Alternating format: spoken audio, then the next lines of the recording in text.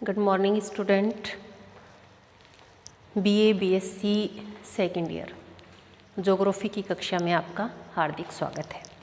पिछली कक्षा में हमने बात की थी कि जनसंख्या घनत्व को प्रभावित करने वाले कारक। आज हम बात करेंगे जनसंख्या वृद्धि की, कि जनसंख्या होती क्या है और किस अनुपात में उसमें वृद्धि पाई जाती है। जनसंख्या को हम इंग्लिश में बोलते हैं पॉपुलेशन। तो बात करते हैं कि जनसंख्या का अध्ययन वैसे तो प्राचीन काल से होता आ रहा है, लेकिन अगर इसके मानवीय पक्ष की अगर हम बात करें तो विशेषज्ञों ने उसको विभिन्न शाखाओं में विभाजित किया। और अगर हम बात करें जिसमें जो हमारा जनसंख्या भूगोल है वह अपना एक महत्वपूर्ण स्थान रखता है। प्लेटो था, अरस्तु, उन्होंने अपना विशेष योगदान दिया है। इसके अलावा जनसंख्या भूगोल में विशेष योगदान देने वालों में टिवार्था महोदय थे। टिवार्था महोदय थे, एक जलवायुवेता भी थे जिन्होंने जलवायु का वर्णन किया था। टिवार्था महोदय थे जिनका जनसंख्या भूगोल में विशेष योगदान रहा। बात करते हैं कि प्रारंभिक काल में जो हमारा भाग था सीमित भूभाग हुआ करता था और कम ज्ञान या कम जनसंख्या के कारण क्या होता था, केवल जनसंख्या के वृद्धि पक्ष का ही अध्ययन किया जाता था। क्यों किया जाता था? क्योंकि हमारा जो ज्ञान होता था वह सीमित होता था। हमारा ज्ञान जो मनुष्य कह सकते हैं कि मनुष्य का जो ज्ञान होता था वह सीमित होता था, इसलिए वह जनसंख्या के विभिन्न पक्षों पर ध्यान नहीं देता था। सिर्फ जनसंख्या वृद्धि पर ही वह मुख्य रूप से ध्यान देता था कि जनसंख्या में इस अनुपात में वृद्धि हो रही है। जनसंख्या के अन्य बहुत सारे पहलू होते हैं जिन पर वह ध्यान नहीं देता था। जनसंख्या वृद्धि होती है, नकारात्मक होती है, सकारात्मक होती है, किस प्रकार के प्रभाव उस पर पड़ते हैं, इन सभी चीज़ों का अध्ययन नहीं किया जाता था, बल्कि जनसंख्या में कितनी वृद्धि हो रही है सिर्फ इसी बात पर मुख्य रूप से बल दिया जाता था। तो जनसंख्या के आकार के बारे में प्लेटो ने, अरस्तु ने अपने विचार व्यक्त किए थे और इनका इस क्षेत्र में विशेष योगदान रहा है। बात करते हैं कि मध्यकाल में जैसे ही नवीन क्षेत्रों की खोज हुई उसके अकॉर्डिंग क्या हुआ, जनसंख्या की जो वृद्धि थी या जनसंख्या के जो विभिन्न पक्ष थे उस पर चिंतन की प्रवृत्ति हुई और चिंतन की प्रवृत्ति के कारण उसमें क्या आया, परिवर्तन आया। कि जैसे ही मध्यकाल में क्या हुई, नई नई खोजें होना प्रारंभ हुई। नई खोज होने के उपरांत जनसंख्या के जितने भी पक्ष थे उन सभी पक्षों पर चिंतन की प्रवृत्ति के कारण क्या आया था, उसमें परिवर्तन आया। 18वीं शताब्दी की अगर हम बात करें, आर्थिक, सामाजिक, राजनीतिक इन सभी लाभों को मद्देनज़र रखते हुए जनसंख्या वृद्धि के उपाय सुझाए गए। और कह सकते हैं कि धीरे धीरे क्या हुआ, जो जनसंख्या थी या उससे संबंधित समस्याएं थी, विभिन्न विषयों पर विद्वानों ने अध्ययन करना प्रारंभ कर दिया। क्योंकि 18वीं शताब्दी तक आते आते जो जनसंख्या थी उसमें वृद्धि होती गई और जनसंख्या वृद्धि होने के कारण क्या हुआ, जो हमारे विद्वान थे उनके पास बहुत सारे अध्ययन के बिंदु मिल गए उनको, जिन पर वो क्या कर सकते थे, वो अपना अध्ययन कर सकते थे। बात करें कि विश्व की जो जनसंख्या वृद्धि थी किस अनुपात में रही, कि 3 कालों में हम इसको विभाजित करेंगे। कि अगर 1 ईस्वी की बात करें या 10,000 वर्ष पूर्व की हम बात करें, ईसा पूर्व की हम बात करें, तो उस समय मात्र जो विश्व की जनसंख्या थी वो क्या थी, 50 लाख। 10,000 वर्ष पूर्व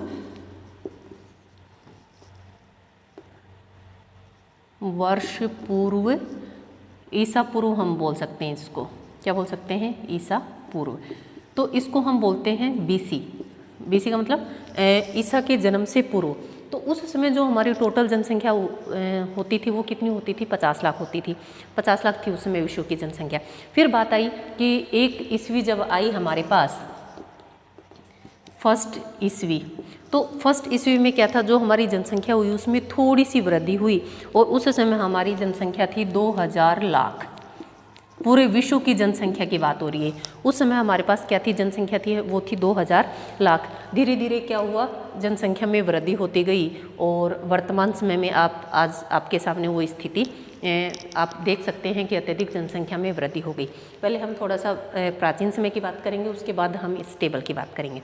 तो इन्होंने कहा कि जैसे जैसे जनसंख्या बढ़ती गई उसके विभिन्न क्षेत्र भी बढ़ते गए और क्षेत्र बढ़ने से विद्वानों के जो अध्ययन का उनको एक केंद्र बिंदु मिल गया और यही कारण रहा कि जनसंख्या के विभिन्न पक्षों का अध्ययन किया जाने लगा। क्यों? क्योंकि 18वीं शताब्दी तक जनसंख्या में अत्यधिक वृद्धि हो गई थी। आगे अगर हम बात करें कि भूगोल की जितनी भी शाखाएं थी उन शाखाओं का अध्ययन करने में या जनसंख्या को महत्वपूर्ण स्थान दिलाने में एक टिवार्था महोदय थे। इन टिवार्था महोदय का विशेष योगदान रहा। क्यों? क्योंकि उससे पहले जनसंख्या को इतना अधिक स्थान नहीं दिया जाता था, तो और जनसंख्या के अध्ययन में विशेष स्थान दिलाने का जो श्रेय जाता है वो जाता है टिवार्था महोदय को। पृथ्वी पर पाए जाने वाले जितने भी संसाधन होते हैं मनुष्य ने क्या किया, उनका उपयोग मानव संसाधन पर निर्भर करता है, या हम कह सकते हैं कि पृथ्वी पर पाए जाने वाले संसाधनों का उपयोग मानव संसाधनों पर निर्भर करता है। मनुष्य अपनी आवश्यकता अनुसार क्या करता है, जैविक और अजैविक जितने भी संसाधन होते हैं उनका दोहन करता है और प्राकृतिक पर्यावरण को परिवर्तित कर उसको पर्यावरण जो पर्यावरण है हमारे पास, प्राकृतिक पर्यावरण है, उसको परिवर्तित करता रहता है।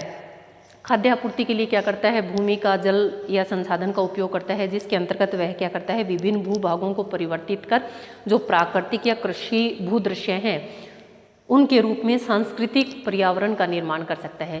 कि मनुष्य को जहाँ अधिकतम लाभ की प्राप्ति होती है मनुष्य उस अनुसार क्या कर लेता है, प्रकृति में परिवर्तन कर लेता है। उसने क्या किया, मानव संसाधन का उपयोग किया, जल संसाधन का उपयोग किया, भूमि का उपयोग किया, खेती करना प्रारंभ किया, जिसके कारण धीरे धीरे क्या हुआ, जो फसल की उत्पादकता थी उसमें वृद्धि होना प्रारंभ हो गई। जल संसाधन का उपयोग किया, जल के माध्यम से हम क्या कर सकते हैं, भूमि पर फसलों का उत्पादन कर सकते हैं। दूसरा इन्होंने कहा कि उसने अपने निवास के लिए जो भूभाग था उसका उपयोग किया और कह सकते हैं कि कृषि उत्पादकता को बढ़ाने के लिए कृषि जो कह सकते हैं मृदा की जो उर्वरता है उसमें भी वृद्धि की।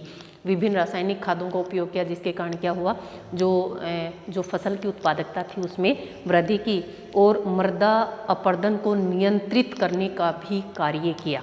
कि जल है वो क्या करता है, मृदा का अपरदन करता है। उपजाऊ जो मृदा होती है वो क्या होती है, कट कर बह जाती है या उसका अपरदन हो जाता है, जिसके कारण जो मिट्टी है उसकी उर्वरा शक्ति कम हो जाती है। तो उसने क्या किया, जो मृदा अपरदन है उसको भी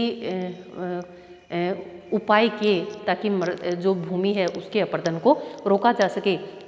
इस प्रकार कह सकते हैं कि हम मानव की जो भूमिका थी वह मुख्य रही। क्यों? क्योंकि जितने भी संसाधन थे उन सभी संसाधनों का उपयोग कौन करता है, मानव करता है। भूमि संसाधन का उपयोग किया, जल संसाधन का उपयोग किया और हम कह सकते हैं कि मनुष्य की इन सभी में क्या रही है, महत्वपूर्ण भूमिका रही है। या हम कह सकते हैं कि जो केंद्रीय भूमिका रही है वो किसकी रही है, मानव की रही है। क्यों रही है? क्योंकि मानव समय अनुसार क्या कर लेता है, अपने लाभ के अकॉर्डिंग उसमें क्या कर लेता है, परिवर्तन कर लेता है। कि मनुष्य अपना अधिकतम लाभ कमाने के लिए क्या कर लेता है, उन सभी संसाधनों का उपयोग करता है और अपने आवश्यकता अनुसार उनमें परिवर्तन करता रहता है। बात करते हैं कि काल के अनुसार जनसंख्या वृद्धि, कि किस काल में या किस समय जनसंख्या में कितनी वृद्धि हुई।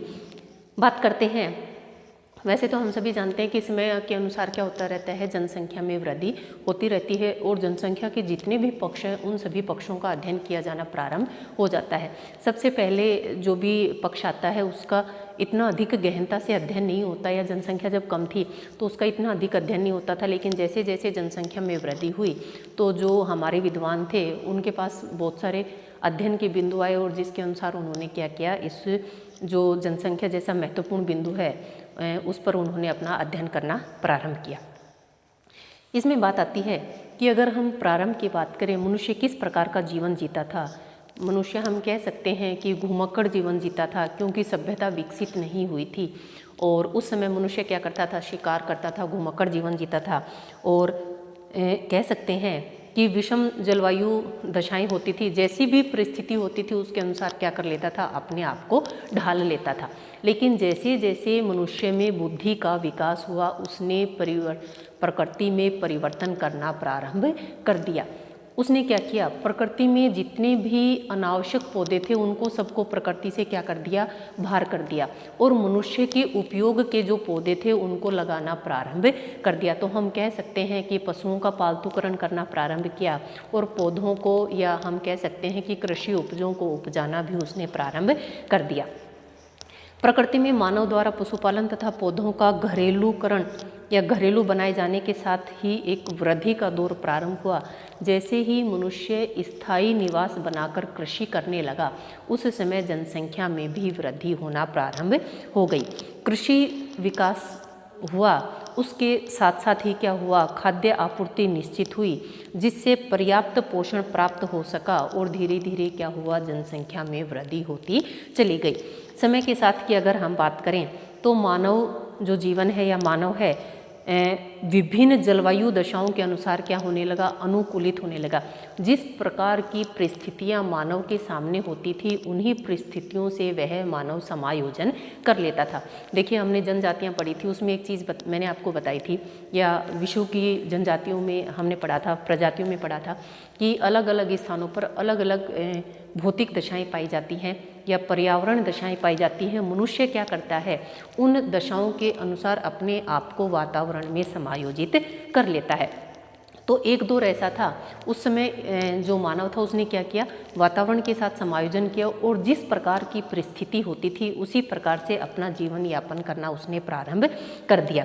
दूसरा, इन्होंने कहा यही कारण था कि वह विषम परिस्थितियों वाले क्षेत्र में भी अपने आप को समायोजित कर लेता था, या हम कह सकते हैं कि विषम परिस्थितियों को भी सहन करने की क्षमता मानव में आ गई। जैसे ही खाद्यान्न की आपूर्ति होती गई, कह सकते हैं कि पौधे और पशुओं का घरेलूकरण किया जाने लगा या उनका पालतूकरण किया जाने लगा, मनुष्य स्थायी निवास बनाकर रहने लगा, भोजन की जो कमी थी उसकी पूर्ति होने लगी, कह सकते हैं कि हम पोषण उनको मिलने लगा, जिसके कारण जनसंख्या में वृद्धि निश्चित हुई। यह कह सकते हैं कि जैसे ही मनुष्य ने कृषि करना प्रारंभ किया और उसके साथ साथ भी जनसंख्या में वृद्धि होना प्रारंभ हो गई। बात करते हैं, वैसे तो हमारे पास बहुत प्राचीन समय के आंकड़े उपलब्ध नहीं हैं कि उस जैसे प्राग ऐतिहासिक काल की अगर हम बात करें कि उस समय हमारे पास जनसंख्या कितनी हुआ करती थी, लेकिन एक अनुमान लगाया, उस आधार पर विद्वानों ने आंकलन किया कि उस समय विश्व की जनसंख्या इतनी रही होगी। तो एक अनुमान ही लगा सकते हैं, जिस समय में कोई आंकड़े उपलब्ध नहीं होते थे तो उस समय का उन्होंने आकलन किया और आकलन का जनसंख्या का अनुमान लगाया कि उस समय जनसंख्या इतनी रही होगी विभिन्न विद्वानों ने। तो उसी के अनुसार उन्होंने बताया कि 10,000 ईसा पूर्व, हम वैसे कह सकते हैं ईसा पूर्व को हम बोलते हैं BC। इसमें क्या होता है, उल्टा क्रम चलता है। उस समय जो टोटल जनसंख्या थी विश्व की वो क्या थी, 50 लाख थी। देखिए, पहले अगर जनसंख्या में वृद्धि अधिक होती थी तो मृत्यु दर भी उसी अनुपात में होती थी। उसका रीज़न क्या था, बीमारी आती थी, प्लेग है, तो इस प्रकार की बीमारी आती थी जिसके अकॉर्डिंग जो जनसंख्या थी जितनी वृद्धि होती थी उसी अनुपात में जनसंख्या में कमी भी पाई जाती थी, जिसके कारण जनसंख्या में वृद्धि नहीं होती थी बल्कि जनसंख्या एक तरह से स्थिर मानी जाती थी। लेकिन जैसे ही औद्योगिकरण हुआ या हम कह सकते हैं कि मानव ने कृषि करना प्रारंभ किया, नवीन खोजें हुई, उसके बाद से क्या हुआ, धीरे धीरे जनसंख्या में वृद्धि होती चली गई। आगे हम बात करेंगे कि जो जनसंख्या में वृद्धि हुई वो किस अनुपात में हुई। तो इसको हम 3 काल में विभाजित करेंगे कि कौन से काल में किस प्रकार की जनसंख्या वृद्धि मानी जाती है। मानव पहले क्या था, ऐतिहासिक परिप्रेक्ष्य की हम बात करते हैं कि मानव के जंगली अवस्था से उभरकर मानवीय सभ्यता के रूप में विकसित होने के साथ साथ क्या हुआ, जनसंख्या में वृद्धि हुई। देखिए, मैंने आपको कहा था कि मनुष्य पहले कहाँ रहता था, जंगलों में रहता था। जंगली जो जीव जंतु हैं उसी के अनुसार वह भी अपना जीवन यापन करता था, शिकार कर लेता था, कंदमूल फल उन्हीं पर वह निर्भर रहता था। लेकिन जैसे जैसे सभ्यता विकसित हुई जनसंख्या में भी वृद्धि होती चली गई। मनुष्य ने आग का आविष्कार किया, पहिए का आविष्कार किया, और दूसरा हम कह सकते हैं तीसरा आविष्कार किसका किया, खेती का। मनुष्य ने खेती करना प्रारंभ किया। तो इतने आविष्कार होने से धीरे धीरे क्या हुआ, जनसंख्या में वृद्धि होती चली गई। और दूसरी अगर हम बात करें ये जो अवस्थाएं थी इनको हम साग सब्जी संस्कृति बोल सकते हैं, कृषि क्रांति बोल सकते हैं, पशुपालन में विशेषीकरण या औद्योगिक क्रांति, ये सारे जो कारक थे ये इसमें महत्वपूर्ण भूमिका निभाते हैं। कृषि क्रांति हुई, कृषि उत्पादकता बढ़ने से या लोग स्थायी रूप से एक स्थान पर रहने लगे, खेती करने लगे, जिसके कारण उनकी जो मूलभूत आवश्यकताएं थी उनकी पूर्ति होने लगी और धीरे धीरे जनसंख्या में वृद्धि होती चली गई। तो ऐतिहासिक काल में जनसंख्या वृद्धि के इस जो स्वरूप है उसको समझने के लिए उसको हम निम्न अंतरालों या निम्न काल के अनुसार उनका क्या करते हैं, विभाजन करते हैं। फर्स्ट अगर हम काल की बात करें उसको हम क्या नाम देंगे, ईसा पूर्व का जो काल था उसको हम नाम देंगे फर्स्ट जो हमारा है प्राग ऐतिहासिक काल। हम कह सकते हैं कि आदि काल से 4000 ईसा पूर्व तक का काल था। प्रागैतिहासिक आदि काल से यह जो समय था उसको हम कहेंगे आदि काल से 4000 ईस्वी पूर्व। सही है, बीसी चल रहा है, यहाँ ईसा चल रहा है। देखिए क्या होता है, समय का विभाजन मैं आपको थोड़ा सा बताना चाहूँगी इसमें। ये था ईसा जन्म, सही है, ईसा मसीह का जन्म हो उसको बोलते हैं, जीरो लगा लीजिए आप। इधर तो चलेंगे आपकी 1 ईस्वी 2 ईस्वी, अब वर्तमान में जैसे आपके 1950 2011 ईस्वी। सही है, सही है, ईसा के जन्म के बाद ये तो चलती हैं आपकी सीधी, और इससे ईसा के जन्म से पूर्व वाली को बोलते हैं बीसी। सही है, ये चलेंगे आपकी उल्टी। ये कैसी चलती है, उल्टी चलती हैं। जैसे आपने किसका शासनकाल, अशोक का शासनकाल देखा होगा, हर्षवर्धन काल था, तो उसमें कैसे चलता है 641 से 611 ईसा पूर्व। ये तो चलता है उल्टा, इधर आ जाएगी जीरो और ये चलता है बिल्कुल आपका सीधा। इसको बोलते हैं एडी, इसको बोलते हैं बीसी। कि ईसा जो मसीह थे उसके जन्म से पूर्व उसको बोलते हैं ईसा पूर्व। सही है, इंग्लिश में हम बोलेंगे बिफोर क्राइस्ट, उसके ईसा मसीह के जन्म से पूर्व। ये तो आपका चलता है उल्टा, और इसको बोलते हैं हम ईस्वी, उसके जन्म के, ईसा मसीह के जन्म के बाद, आफ्टर क्राइस्ट, आफ्टर डेथ। तो इसमें क्या था, ये चलता है आपका सीधा 1950 2011, ये तो क्या चल रही है आपकी ईस्वी चल रही है, और ये क्या चल रही है ईसा पूर्व। सही है, तो ये उल्टा चलता है, ये आपका सीधा चलता है। तो ये जो प्राग ऐतिहासिक काल था, आदिकाल से मतलब जब से मतलब प्राचीन समय से, और इसका समय क्या है, ये 4000 इधर 4000 ईसा पूर्व। सही है, ईसा मसीह के जन्म से पूर्व। सही है, ईसा पूर्व बोल सकते हैं उसको, क्या हम दूसरा क्या बोल सकते हैं, बीसी बोल सकते हैं, 4000 बीसी। तो अत्यधिक जो प्राचीन समय था उसकी बात है। दूसरा इसमें जो काल आया, फर्स्ट ये काल था, दूसरा जो काल आया, दूसरे काल की अगर हम बात करें प्राचीन एवं मध्यकाल, दूसरा जो काल था प्राचीन एवं मध्यकाल, कितने तक आ गया 4000 ईस्वी से, और अभी आ जाएगा 1650 ईस्वी तक। 4000 ईसा पूर्व से 1650, ये क्या है ईस्वी। और तीसरा जो हमारा आ जाएगा वो क्या कहेंगे हम, आधुनिक काल। आधुनिक काल, आधुनिक काल में हम क्या कहेंगे, 1650 से ईस्वी से वर्तमान समय, 1650 ईस्वी से वर्तमान जो हमारा समय है, इन 3 कालों में जनसंख्या के अकॉर्डिंग इनका विभाजन हुआ, और उसी के अकॉर्डिंग हम क्या करेंगे, इसका अध्ययन करेंगे। तो बात आती है फर्स्ट में किसकी, प्राग ऐतिहासिक काल की, जिसको हम अर्ली हिस्टोरिकल पीरियड बोलते हैं। आदिकाल से 4000 ईसा पूर्व का जो समय था, इस समय क्या हुआ, यह काल जब आरंभ हुआ तो भोजन संग्रह और आखेट के रूप में जाना जाता था। मुख्य रूप से उस समय इतनी सभ्यता विकसित नहीं थी, तो जो मानव था उसका वह किस पर निर्भर करता था, या तो शिकार कर लेता था या भोजन संग्रह पर वह निर्भर रहता था। कह सकते हैं कि मानव ने लगभग आज से 4 या 5 लाख वर्ष पूर्व अग्नि का प्रयोग करना उसने क्या कर दिया था, प्रारंभ कर दिया था। 4 से 5 लाख वर्ष पूर्व उसने क्या किया था, अग्नि का प्रयोग करना प्रारंभ कर दिया था। कह सकते हैं भोजन को पकाकर खाना प्रारंभ कर दिया था। और जबकि जो आधुनिक मानव है उसके बारे में माना जाए तो आज से लगभग 1,50,000 से 50,000 वर्ष पूर्व क्या आया था, वह उसका उद्भव हुआ था। जब कब हुआ था, जब अंतिम अंतरहिम युग चल रहा था। मानव का उद्भव कब हुआ था, 1,50,000 से 50,000 वर्ष पूर्व हुआ था। जब क्या चल रहा था, जब अंतिम अंतरहिम युग चल रहा था। आधुनिक जो मानव है एक जाति नहीं बल्कि एक प्रजाति के रूप में भी वह विकसित हो रहा था, उसका विकास हो रहा था। और दूसरा हम कह सकें कि मानव का जो केंद्र बिंदु है किसको माना जाता है, मुख्य रूप से अफ्रीका को। क्यों माना जाएगा वो भी हम बताएंगे। यहाँ पर एक स्थान है, इस स्थान का नाम क्या है, टोरोस मेनाला। स्थान का नाम है टोरोस मेनाला।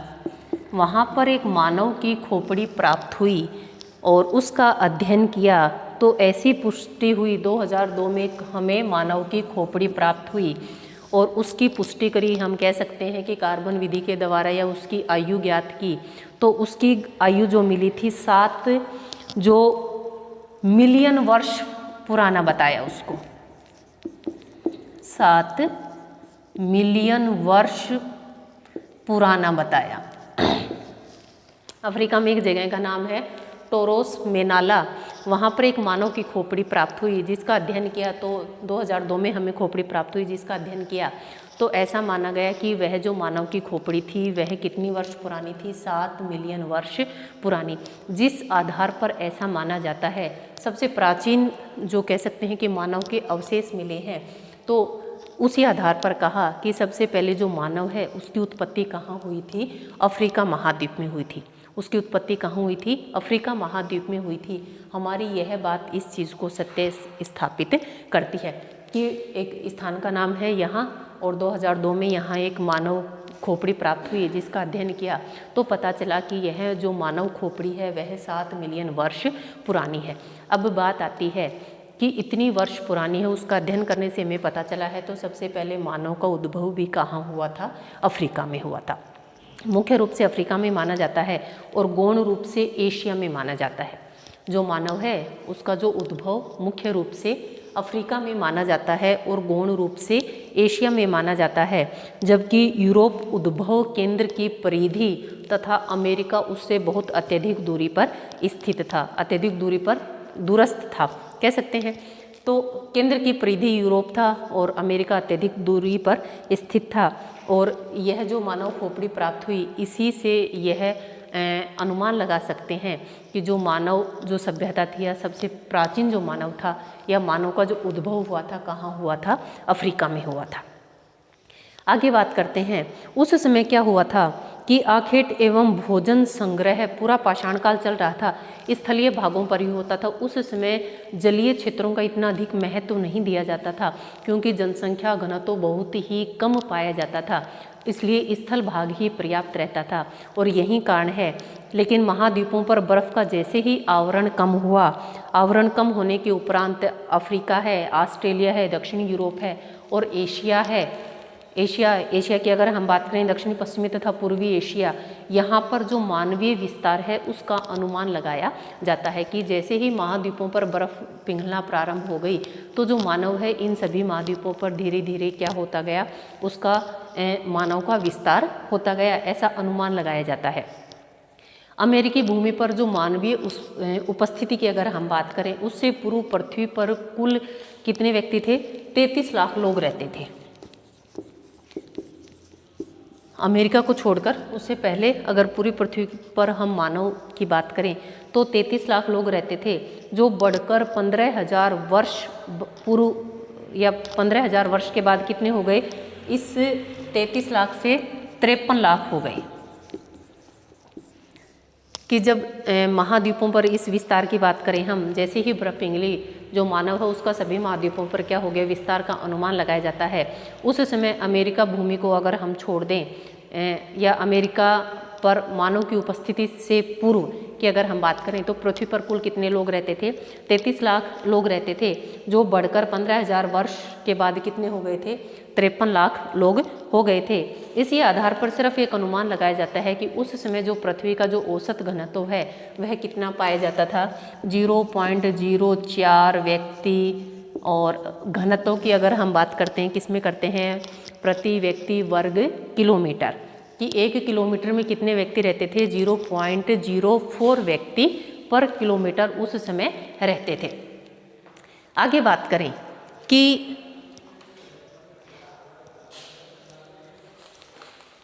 जैसे ही कृषि क्रांति हुई उसमें जनसंख्या का जो औसत था बहुत ही कम पाया जाता था। जनसंख्या, हमने घनत्व की बात करी तो उस समय 53 लाख लोग निवास करते थे। अगर पूरी पृथ्वी का जो क्षेत्रफल है और मानव का जो अनुपात है अगर हम उसकी बात करें तो 0.04 व्यक्ति प्रति वर्ग किलोमीटर क्या करते थे? उस समय निवास करते थे। देखिए क्या होता है, जैसे जैसे जनसंख्या में वृद्धि होती जाती है भूमि के साथ जो जल वाले जो क्षेत्र हैं वहाँ पर भी क्या पाया जाता है? जनसंख्या घनत्व में वृद्धि होती जाती है।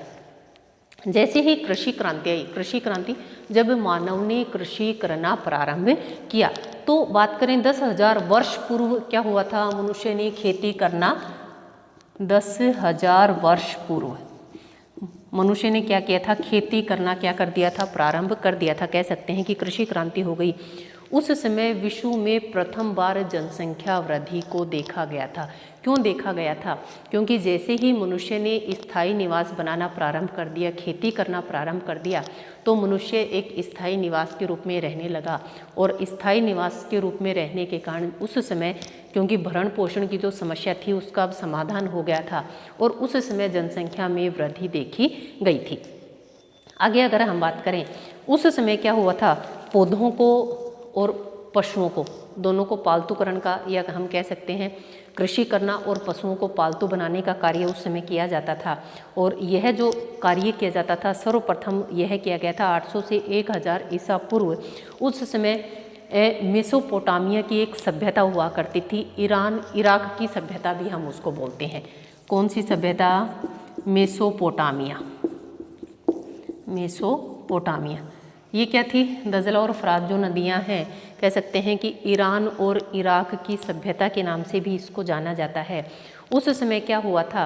ईरान और इराक पर स्थित पहाड़ियों पर खेती का प्रारंभ हुआ था, या कृषि क्रांति के जो उपरांत क्या हुआ था? जनसंख्या में वृद्धि हुई थी। नगरीय विकास धीरे धीरे, या कह सकते हैं कि नगरीय विकास का बीजारोपण प्रारंभ हो गया था।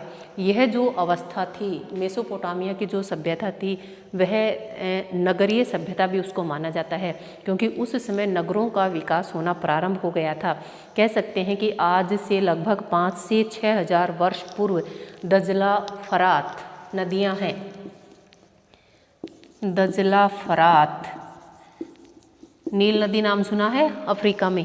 दजला फरात और नील नदी घाटी क्षेत्र के नाम से इसको जाना जाता है। और उस समय पृथ्वी पर कितने लोग रहते थे? 865 लाख लोग रहते थे। पृथ्वी पर कितने लोग रहते थे?